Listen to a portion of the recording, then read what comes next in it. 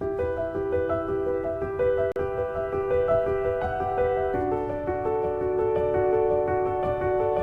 say the holy water's watered down, and this town's lost its faith. Our colors will fade eventually, so if our time is running out, day after day, we'll make the mundane our masterpiece. Oh my, oh my love. I take one look at you, you're taking me out of the ordinary. I want you laying me down till we're dead and buried, on the edge of your knife, staying drunk on your vibe. The angels up in the clouds are jealous knowing we found something so out of the ordinary. You got me kissing the ground of a sanctuary. Shatter me with your touch, oh Lord, return me to dust. The angels up in the clouds are jealous knowing we found hopeless, hallelujah,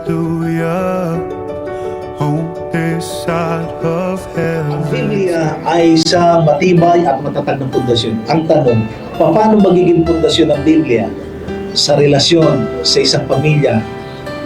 May isang pilosopo, sumakay daw ng bangka, dala yung kanyang simbolo na kahoy.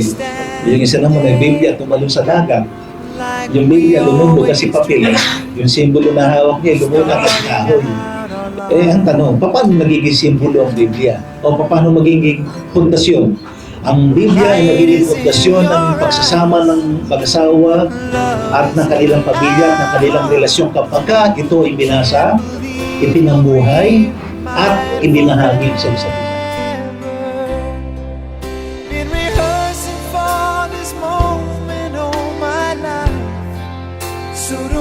Noong first na na-meet ko si Donna, sa office yun eh.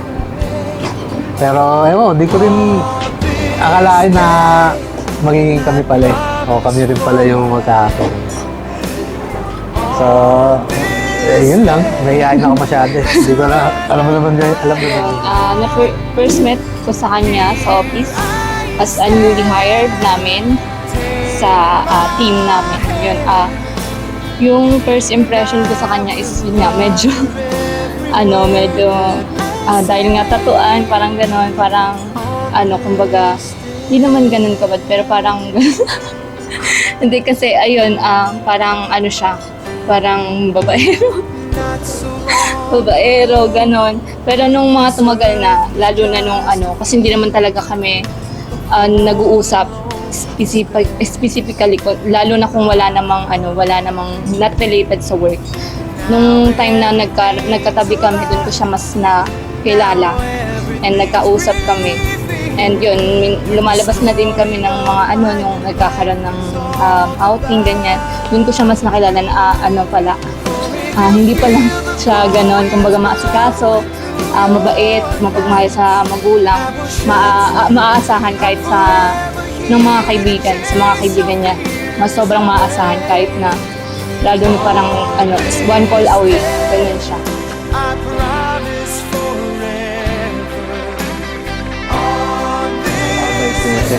Napakahimik, di madakdak. So, ganun tahimik lang. Ngayon nga lang, nangbubugbog. Ako yung nangbubugbog eh. Pero sa ugali, personality ni Donna, wala akong masabi talaga. Para sa akin, siya na yung, kung walang perfect, pero may close to perfect, masabi kong si Donna. Kaya salamat. Kasi, mapagmahal sa family niya, lalo na sa magulang. And yun, yung pagiging maaasahan niya, mababait. Yun. Yun lang. So don't act surprised if the feeling starts to carry me away. Kung sakali na dumating ang mga panahon ng karamdaman, siyempre, huwag naman yun. Sa Jesus name, di ba? Kalusugan, okay lang yun. Pag-alakang, kalungkutan, kasaganaan at tanggulan. Now, alinman sa mga punto yun ang buhay ang dadaanan ninyo. Now, Joseph, ikaw ba'y gagawa pa rin ang mga magbuhay ng desisyon na pakisamahan, mahalin habang ikaw ay nabubuhay, Sister Dominic? Opo. Pag-usap naman tayo. Bago lumabing yung araw na to. Lahat natin sa hirap na kasama tayo mga araw. Yes. Pangako na Armor man, protector, my relief. He knows you are the music. When Ikaw ba ay gagawa pa rin ng panghabang buhay na desisyon na mahalin at pakikisama si Brother Joseph Suliman habang ikaw ay nabubuhay? Nalungkot ka yata, sister. Dalangin ko na sa ating Diyos na bigyan tayo ng katatagan sa ating pagkakama. At dalangin ko din na bigyan ako ng mga sa mga araw na mahirap na susubok kung may hihirap sa may hihirap. Dalangin ko na maging halagas para tayo yung our God be the center of our lives. Yes, tama. When I'm feeling weak and sick, He knows you are my harbor that is just within arm's reach. He knows us even better than we ever know ourselves. He knows that we have differences, but He pulls us back into place. When the roads we take get rough, He knows that we can steer them back, and He's ever there to help us clear the path. All we know is He knows, and we follow His direction. Even though life is short, we'll share forever in salvation. Through this life and beyond, we will let His will be done. 'Cause He knows that I am yours and you are mine.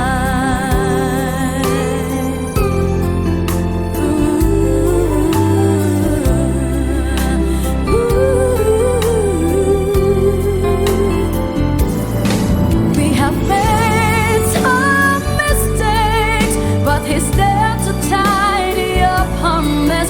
We are blessed by His embrace. We'll serve together through His grace. And I know, and you know, that He knows, and it shows that with faith and love, we'd stand the blast. 'Cause He knows that only you can see me through.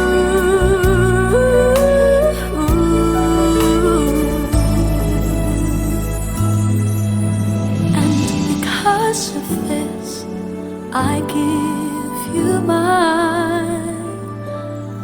I do.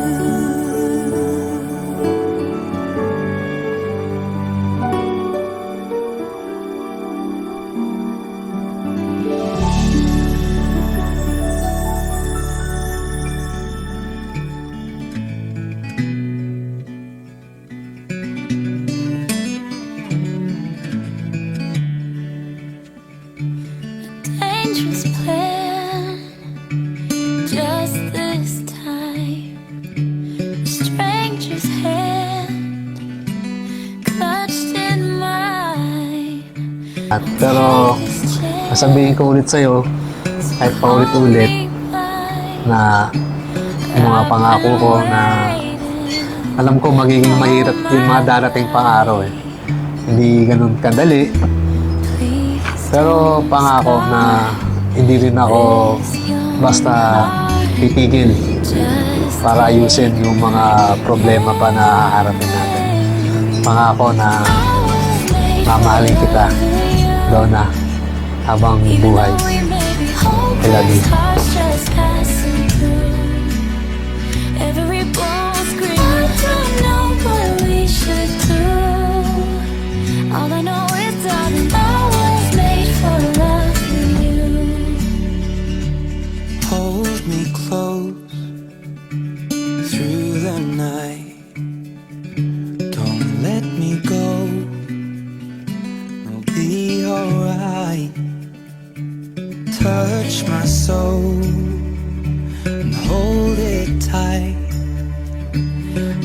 been waiting all my life.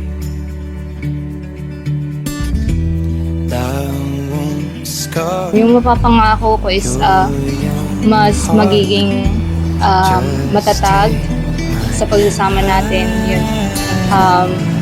Mas maging maunawain and mas mahabang pasensya sa mga darating na problema. Kumbaga, sasamahan ka, pag magkasama nating haharapin lahat ng problema and magkasama nating haharapin ang bawat araw na darating. So yun, pangako kong mag-i-stay habang I love you. I've been waiting so long. Oh, you don't even know me at all, but I was made for loving you. I was made for loving you. Even though we may be hopeless, hearts just passing through.